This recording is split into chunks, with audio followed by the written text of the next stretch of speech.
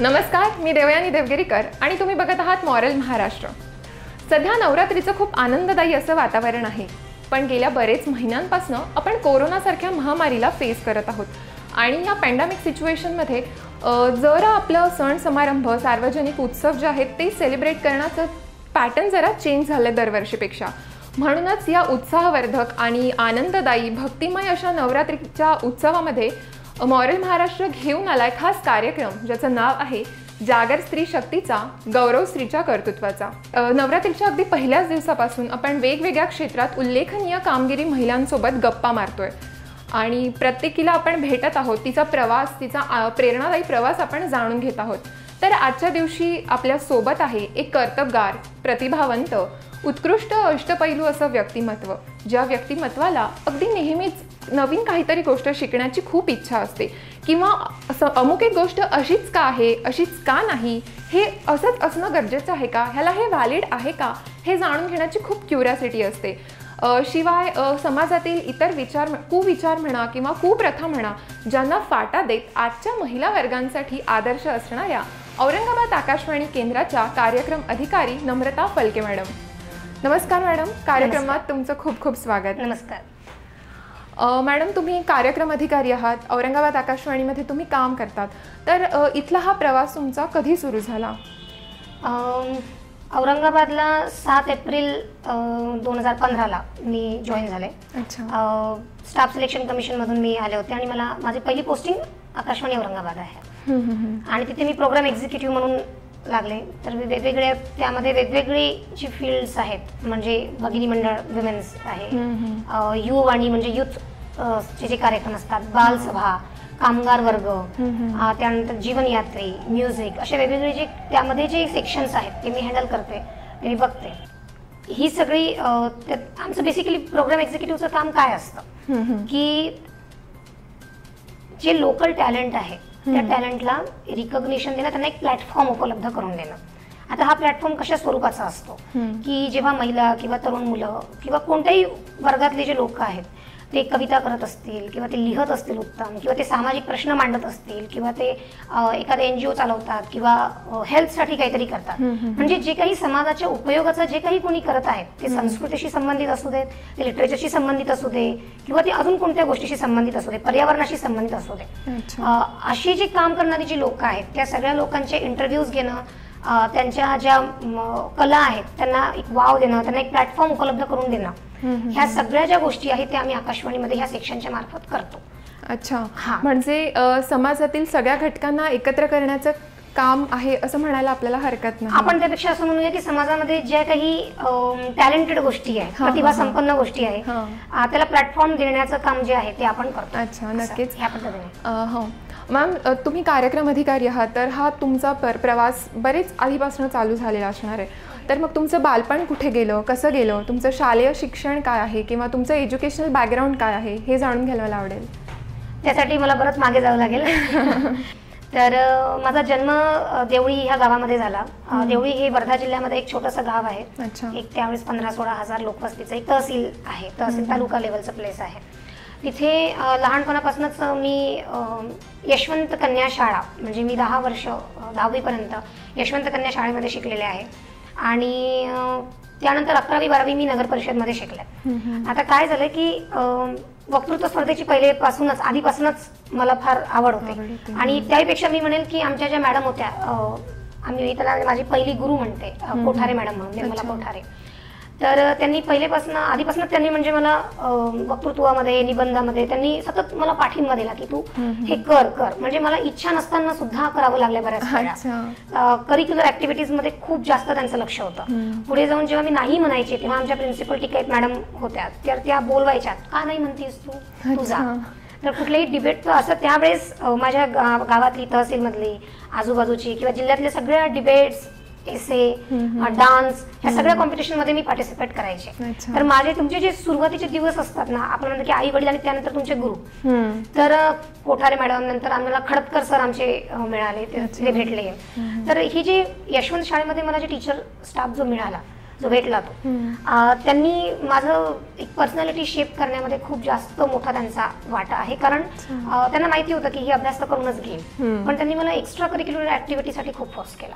अच्छा, म्हणजे लहानपणापासूनच तुमचं हे व्यक्तिमत्व इतकं चालकं बोलकं आणि असं प्रफुल्लित असं आहे असं म्हणता येईल. आणि मग जेव्हा मी 11वी 12वी मध्ये गेले तर, आणि वाचनाची आवड मला आधीपासूनच होती.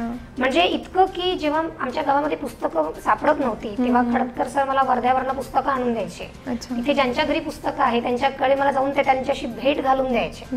तर ते इतकं त्यांनी माझ्या आवडीनिवडी जपल्या त्यावेळेस. आणि कदाचित त्यांना कुतूहल वाटत असेल किंवा त्यांना खूप छान वाटत होतं की ही पोरगी करतीये तर आपण पाठिंबा द्यावा. 11वी 12वी मध्ये नगर परिषद मध्ये मी गेले. आता नगर परिषद शाळा जनरली आपण काय असतं की प्रायव्हेट कॉन्व्हेंट मध्ये जायचं किंवा हे.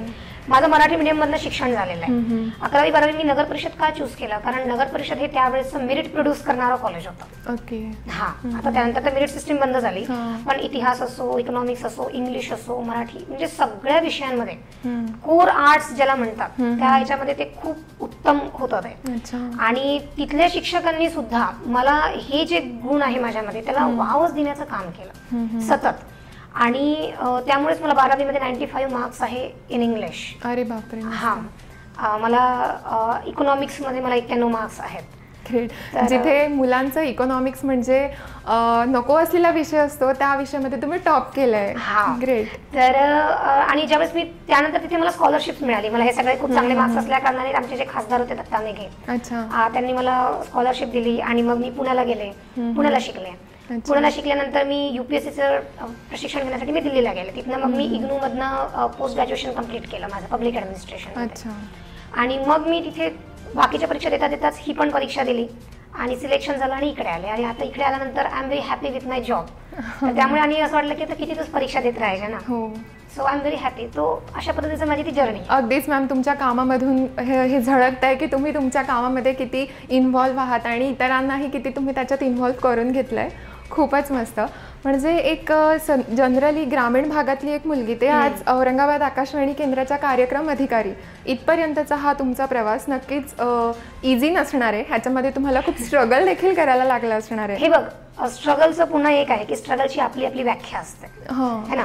आपण स्ट्रगल कशाला म्हणू, म्हणजे ठीक आहे, मी माझे वडील खूप लहान असताना गेले आणि त्यानंतर मला प्रॉब्लेम्स फेस करावे लागले. पण जेव्हा मी त्या प्रॉब्लेम्सची तुलना जेव्हा समाजामध्ये कितीतरी भयानक पद्धतीने प्रॉब्लेम्स ज्या लोकांना फेस करावे लागतात त्यांच्यासोबत तुलना करते, तर म्हणजे मी I consider myself very lucky की मला माझ्या शिक्षकांचा सपोर्ट मिळाला. म्हणजे पुण्यामध्ये सुद्धा माझ्या शिक्षकांचा इतका सपोर्ट मिळाला मला की माझ्या प्रोफेसर नलावडे मॅडम होत्या, भोईटे मॅडम होत्या, त्यांनी म्हणाले की तू JNU जा, आम्ही तुला 2 लाखापर्यंत आम्ही तुला मदत करायला तयार आहोत. म्हणजे इतका ओपनली सपोर्ट माझ्या शिक्षकांनी मला दिला.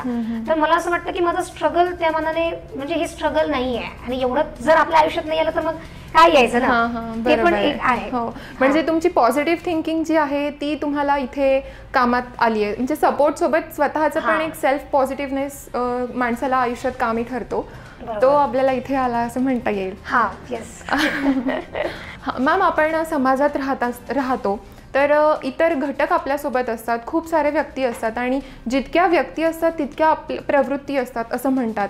तर तसं तुम्ही जेव्हा इतर ठिकाणी वावरतात, तुमची फॅमिलीच असेल किंवा तुमचे शेजारी वगैरे असेल, तर त्या महिलांचा, त्या वर्गातील महिलांचा तुमच्यावर काय इम्पॅक्ट पडला? जसं तू मला माझं इंट्रोडक्शन करून दिलंस की आय क्वेश्चन एव्हरीथिंग, हे असंच काय, हे असंच का नाही. आता ही इन्क्विजिटिव्ह माइंड जी आहे हे I am born with it. माझा जन्म झाला ह्या माइंड सोबत. आणि याचा सगळ्यात पहिले शिकार माझे वडील होते.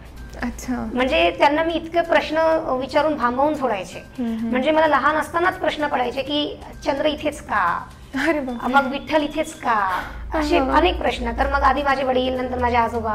तर माझे वडील पण त्रस्त होऊन माझ्या आईला म्हणायचे ही पोरगी एवढे प्रश्न का विचारते.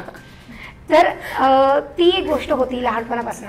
आणि जसं तू म्हणालीस की ह्या सगळ्या घटकांचा आपल्यावर परिणाम पडतो. कारण प्रश्न विचारण्यासाठी माझ्या वडिलांनी मला शट अप असं नाही म्हटलं. He try to give an answer आणि नंतर त्यांच्या लक्षात आलं की she has to find her answer.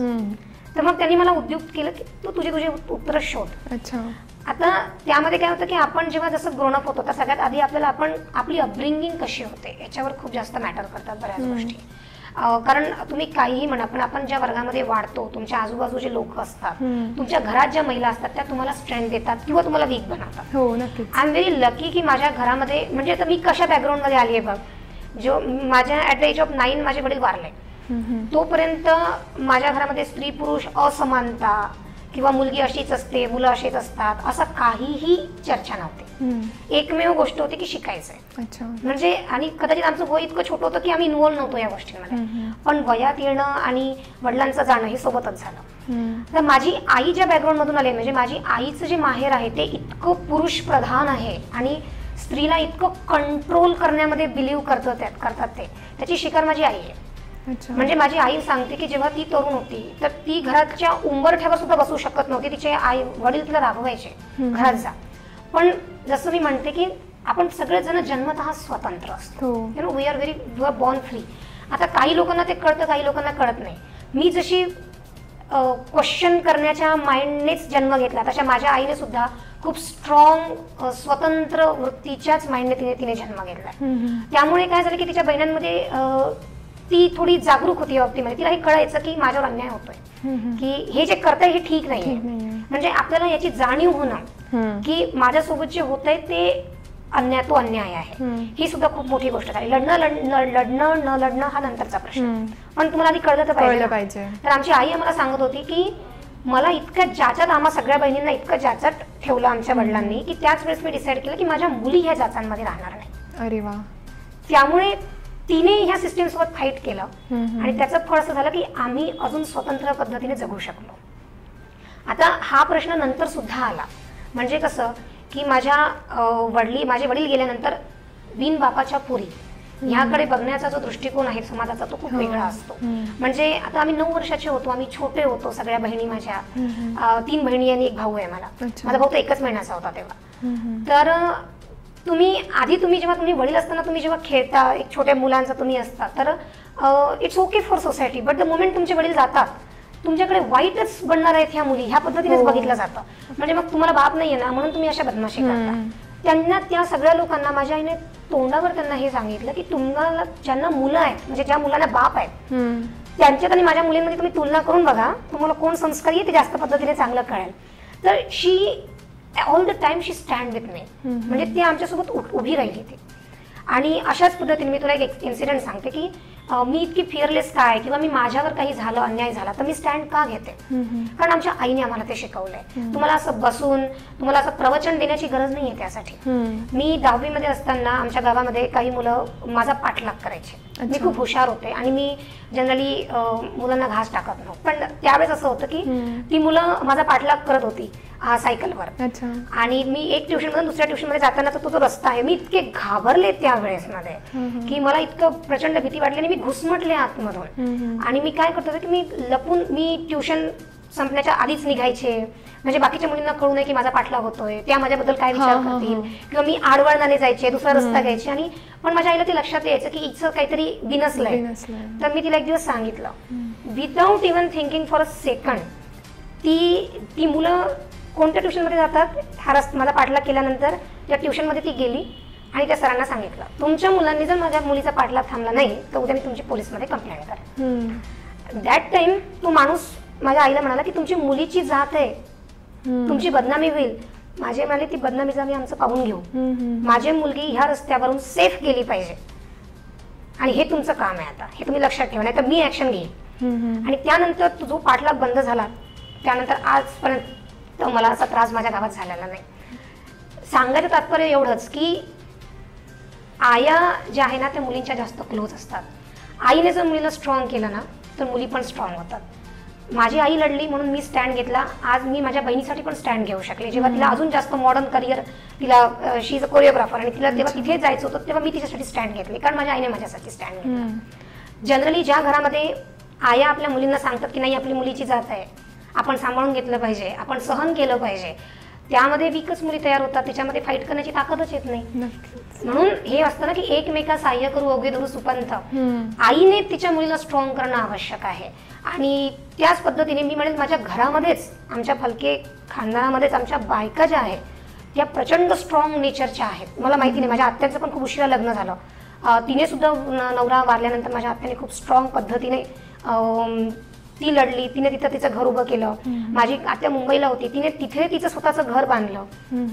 तर खूप स्ट्रॉंग नेचरच्या बायका. आणि त्याचं कारण हे आहे की माझ्या घरामध्ये ना पुरुष कंट्रोलिंग पण नाहीये, ना माझे वडील कंट्रोलिंग होते, ना माझे काका कंट्रोलिंग आहेत. म्हणजे आमच्या घरात कोणताही पुरुष असं म्हणत नाही की तू माझं ऐक.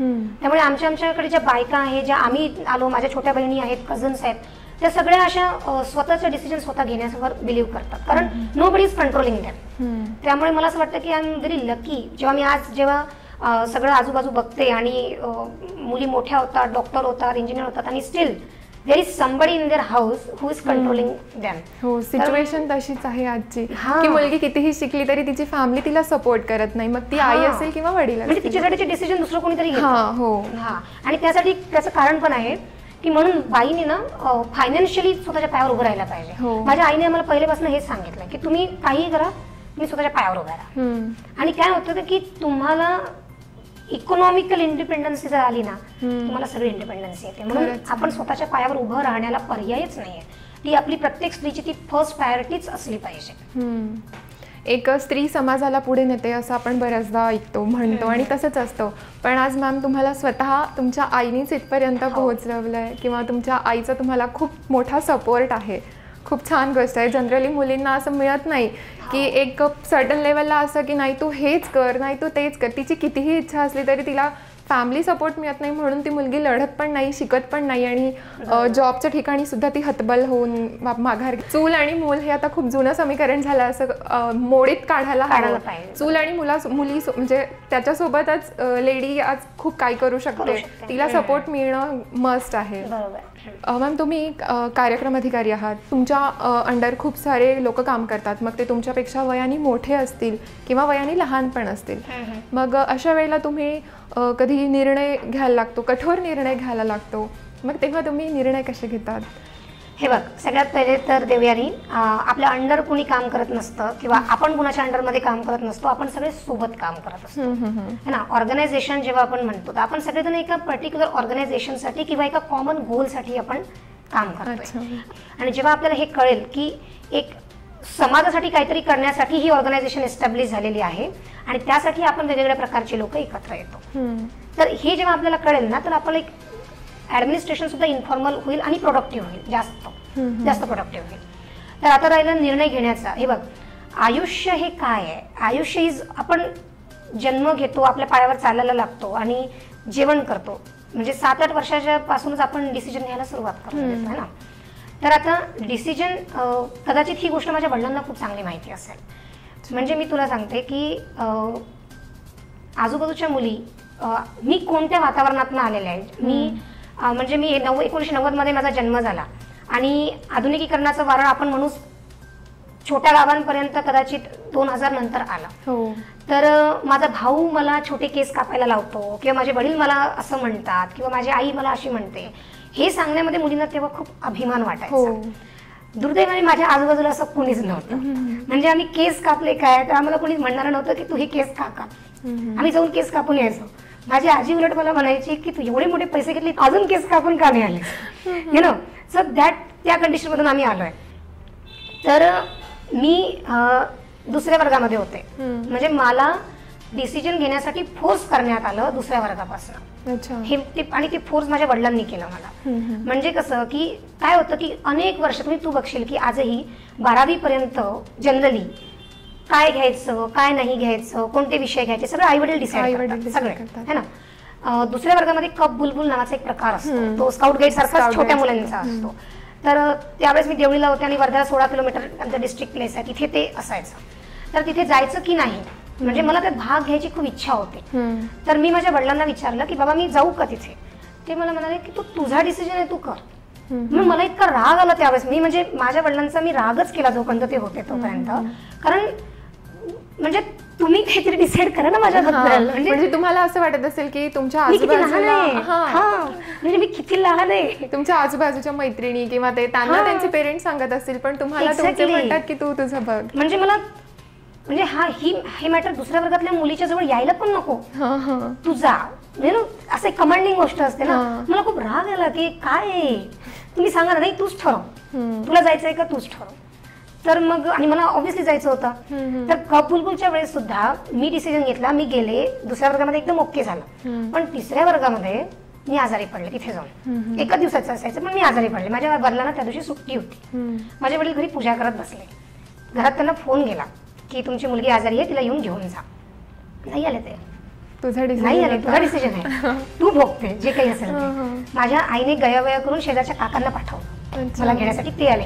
म्हणजे तुम्ही इमॅजिन करा की तिसऱ्या वर्गातली मुलगी, एक 8 वर्षाची मुलगी, तिथे पोट दुखते, ताप आलाय, उलट्या करते, तिथे बसून येते आणि तिला दिसते की तिला घेण्यासाठी तिचे वडील नाही येऊ शकत. यु नो, तर मला खूप राग आला या गोष्टीचा. आणि लॅटर आज मला हे रिअलाइज होतं की जेव्हा आपण वाचतो, समाज बघतो, तेव्हा लक्षात येतं की डिसिजन घेणं महत्वाचं आहे. आणि डिसिजन तुमचा राईट आहे की रॉंग आहे हा येणारा काळ सांगतो. आणि तुम्ही जर म्हणजे माझ्या वडिलांनी त्यांच्या कृतीतून मला काय शिकवलं की तुम्ही डिसिजन घ्या आणि डिसिजनचे चांगले किंवा वाईट जे काही परिणाम आहेत ते तुम्ही स्वतःच भोगा. तुम्ही समाजाला दोष नाही देऊ शकत, तुम्ही दुसऱ्यांना नाही दोष देऊ शकत की तुम्ही रिस्पॉन्सिबल आहात माझ्यासाठी. म्हणजे he never want to be responsible for our life. आणि the same way I don't want to responsible for my siblings. म्हणजे मला जर कोणी विचारलं, माझी बहीण किंवा माझा भाऊ की हे करू का, माझा भाऊ माझ्यासोबत राहतो, मी तर म्हणते तू कर, तुला पैसे पाहिजे की मी देते, पण तुझा डिसिजन आहे. उद्या तू मला म्हणू नको की तुझ्यामुळे डिसिजन घेतला, अजिबात नाही. तर ही जी एक डिसिजन मेकिंग ही जी आहे ना, तुझे म्हणते की आपण डिसिजन घेतो, तर असे कठीण असं काही नाहीये. मी तुला हे सांगते की आपण जेव्हा आता म्हणजे मी जेव्हा एखादा डिसिजन घेते ना, त्यावेळेस आमचे सर आम्हाला म्हणतात की you know, hope for the best and prepare for the worst. तुम्ही जेव्हा डिसिजन घेता तेव्हा तुम्ही हे समजून घ्या की याचे वाईट परिणाम काय होऊ शकतात, हे समजून घ्या, त्याच्यासाठी मनाची तयारी करून ठेवा आणि त्यानंतर मग तुम्ही चांगल्या गोष्टीसाठी अपेक्षा करा. It's so simple, it's not at all complicated. पण आपण सगळं कॉम्प्लिकेटेड करून ठेवलं. That is what decision making is. Ma'am, तुम्ही कॉम्पिटेटिव्ह एक्झामचा प्रिपरेशन केलं आणि आज या पोस्टवर तुम्ही आहात, तर आपले जे यूथ आहेत सध्या जे कॉम्पिटेटिव्हसाठी प्रिपेअर करतात, तर त्यांना तुम्ही काय संदेश द्याल? हे बघ, संदेश देण्यासाठी मी काही फार मोठी व्यक्ती नाही आहे आणि माझ्या सांगितल्याने काही होणार पण नाही आहे. पण कॉम्पिटेटिव्ह एक्झामिनेशन बघ, हा तो रस्ता आहे जो सगळ्यात गरीब आणि कोणत्याही बॅकग्राऊंडमधून जो व्यक्ती येतो त्याला कोणतंही पद देण्यासाठी competitive examination is most important. कारण तिथे तुम्हाला जसं आपण म्हणतो की प्रायव्हेटमध्ये इकडे तिकडे पैसा द्यावा लागतो वगैरे असं लोक म्हणतात, माहिती नाही आपल्याला त्यातलं सत्य काय आहे. पण कॉम्पिटेटिव्हमध्ये असं काहीही चालत नाही. तुम्ही परीक्षा देता आणि सिम्पली तुम्ही जाता, पण 1 रुपया न देता तुम्ही फक्त इमानदारीने अभ्यास केला आणि प्रॉपरली डेडिकेशन दिलं तर ते होतं.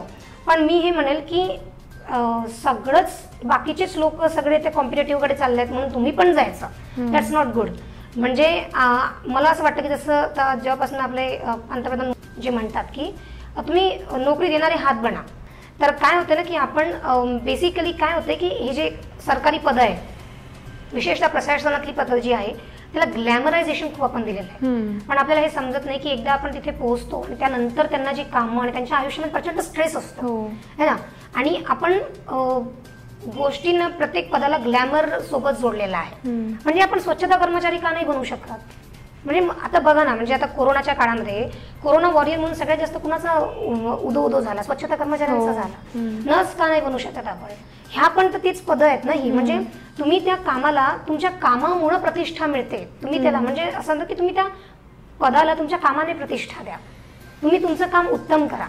आता माझ्या घरामध्ये माझे आजोबा जे आहे ते अख्खी पूर्ण एरिया साफ करायचे. त्यावेळेस आम्हाला लहानपणी आम्हाला म्हणजे लाज वाटायची, अरे माझे आजोबा खराटा घेतात आणि त्या लोकांच्या घराच्या समोरचा पण झाडतात. आता जेव्हा स्वतः आपले पंतप्रधान हातात खराटा घेऊन झाडतात त्यावेळेस मला वाटतं यार किती प्राऊड फील होते मला माझ्या आजोबांबद्दल की आमच्या तर घरातमध्येच ही गोष्ट आहे. आमच्या शेजारचे जे लोक आहेत आता इथे एक शेख म्हणून आहेत बघा, ते सगळी कॉलनी झाडतात. माझा भाऊ आज म्हणतो की ताई यांना तर अवॉर्ड द्यायला पाहिजे आपण. You know, it's a mindset. तर कॉम्पिटेटिव्ह एक्झामिनेशन मध्ये जाण्याच्या आधी या माणसाने विचार करावा की मला खरंच इथे जायचंय का, म्हणजे मला याच्या व्यतिरिक्त काय करायचंय, एम आय विल हॅपी.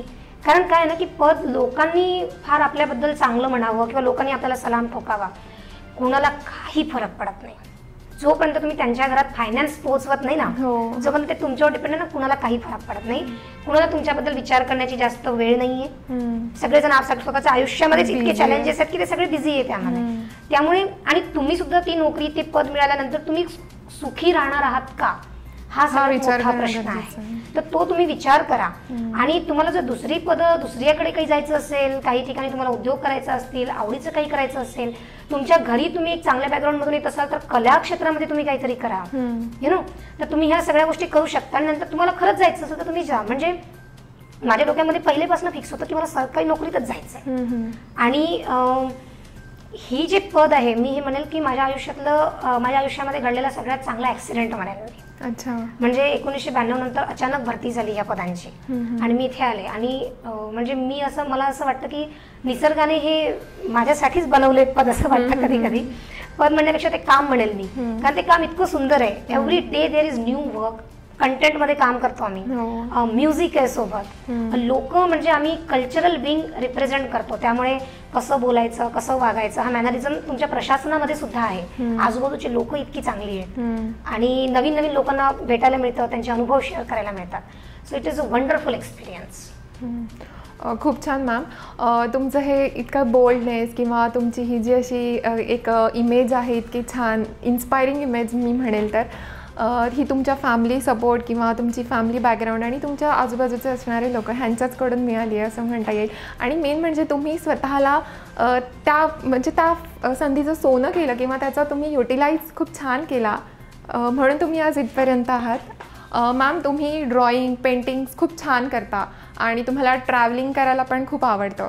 मग एवढ्या सगळ्या बिझी शेड्यूलमधून तुम्ही स्वतःच्या हॉबीजना कशी प्रायोरिटी देता, कसं मॅनेज करता हे सगळं? हे प्रश्न मी आकाशवाणीमध्ये भरपूर लोकांना विचारलेले आहेत जे कलाकार माझ्याकडे येतात.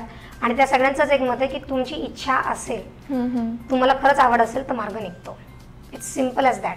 आणि माझं शेड्यूल काही फार बिझी नसतं. माझं ऑफिस झाल्यानंतर मी 6 नंतर फ्रीच असते घरी.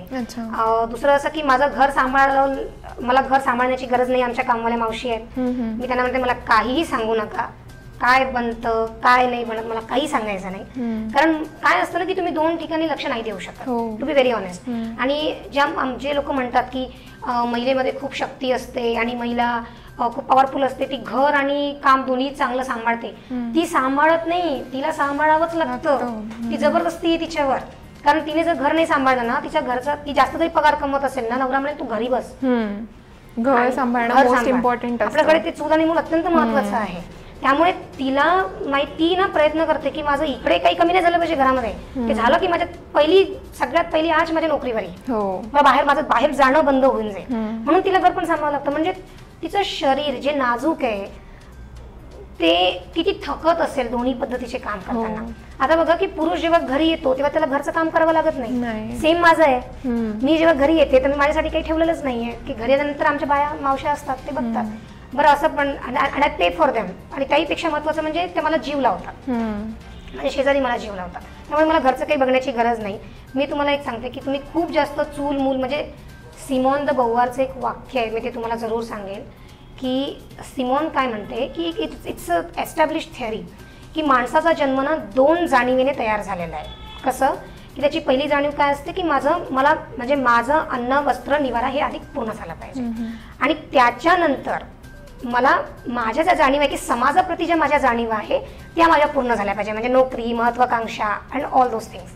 आपल्या समाजामध्ये झालं काय आधीपासून की म्हणजे आता ह्यामध्ये स्त्री आणि पुरुषाच्या सेम जाणीव आहे, दोघी सारखेच जन्माला आले ना. त्यामध्ये काय झालं की पुरुषाने त्याच्या हिश्श्याची ही जी घरातली जाणीव जी आहे ती स्त्रीला देऊन टाकली आणि स्त्रीच्या हिश्श्याची जी समाजाची जाणीव आहे ती स्वतः देऊन टाकली. त्यामुळे हिचं बाहेर पडणं बंद झालं आणि त्याचं घरामध्ये इंटरफेअर करणं बंद झालं. त्याचे परिणाम दोघं पण भोगतायत. आणि एखाद्याने सपोज असं काही अपोज मध्ये केलंस तर त्यांना लोक नाव ठेवायला तर रेडीच असतात. हा, पण मला असं म्हणायचंय पुन्हा पुन्हा की लोक नाव ठेवतात तर जास्त टेन्शन घेऊ नये. तेही आहे, कारण कुणाला काही पडलेलं नाहीये तुमच्या आयुष्याबद्दल. आणि तुम्ही त्यांना bother the moment you stop bothering, म्हणजे टेक बॉदरेशन फ्रॉम देम ना, दे स्टॉप बॉदरिंग यू. हे सगळं बघा, हे सगळा मनाचा खेळ आहे. You have to be strong. तर त्यामुळे मला खूप वेळ मिळतो. म्हणजे 24 आवर्स तुम्ही मस्त तुमच्या हिशोबाने तुमच्या पद्धतीने युटिलाइज करता. हा, आणि त्यात तुला मी अजून एक गोष्ट सांगेल की काय होतं की कधी कधी जेव्हा तुम्ही चॅटिंग करताना सोशल मीडिया तुमचा सगळ्यात जास्त वेळ कंझ्युम करतो. मला मोबाईल स्क्रीनशी एक प्रकारे ना तिरस्कार आहे मोबाईल स्क्रीनचा.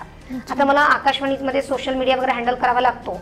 तर ते माझं काम आहे म्हणून मी ते खूप डेडिकेटेडली करते. पण माझ्या पर्सनल आयुष्यामध्ये मी फक्त ऑफिसचं जे काम आहे, काही मेसेजेस येतात त्यांना रिप्लाय द्यायचे असतात, तेवढं सोडलं ना तर मी चॅटिंग हा प्रकार करत नाही. म्हणजे मला तिटकाराच आहे चॅटिंगचा. समजा कोणी खूप चॅटिंग करायला लागलं, मी सरळ फोन करून बोलून घेते त्यांच्याशी. ते पण मी कानाला लावत नाही, स्पीकर ऑन करते. तर मी समजा जर मी एखाद्या वेळेस 2-3 दिवस चॅटिंग केलं तर मला रिअलाइज होतं की ह्यामुळे माझ्या प्रोडक्टिव्ह गोष्टी करायच्या मी थांबलेल्या आहे. तर त्यामुळे हे काही प्रोडक्टिव्ह नाही ना, चॅटिंग इज नॉट प्रोडक्टिव्ह. तुम्ही सरळ फोन करून बोला ना, त्यापेक्षा चॅटिंग करण्यामध्ये तुम्हाला अर्धा तास लागतो, तेवढं बोलणं तुमचं 10 मिनिटांमध्ये संपून जातं. Simple as that. तर त्यामुळे सुद्धा मला खूप वेळ मिळतो. मी जर कुठे फिरायला गेले, फोन बंद ठेवते. अच्छा, मी फोन बंद ठेवते. मला मोबाईलमध्ये अपलोड केलंच पाहिजे, इकडे तिकडे टाकलंच पाहिजे असं काही नाही, बिलकुल नाही. म्हणजे real capture, natural image capture करण्याचा तुम्ही प्रयत्न, म्हणजे निसर्गाने केवढं वाढून ठेवलंय आपल्यासाठी, and we have to enjoy all those things. Ma'am, मला पुढे विचारायला आवडेल की युनिसेफ पुरस्काराचे तुम्ही 2दा मानकरी ठरले आहात आणि बॉलिवूड दिग्गजांच्या हस्ते तुम्हाला तो पुरस्कार मिळाला आहे, तर याबद्दल तुम्ही काय सांगाल?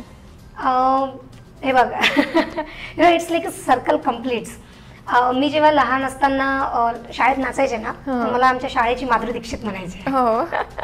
नंतर मी जेव्हा माझी ट्रेनिंग झाली आणि ट्रेनिंगमध्ये पण आम्हाला काही कल्चरल प्रोग्राम करावे लागतात, there also I got the same किताब की माधुरी दीक्षित आहे. आणि जेव्हा तुम्हाला त्याच व्यक्तीच्या हातून पुरस्कार मिळतो, so that circle is completed, you know.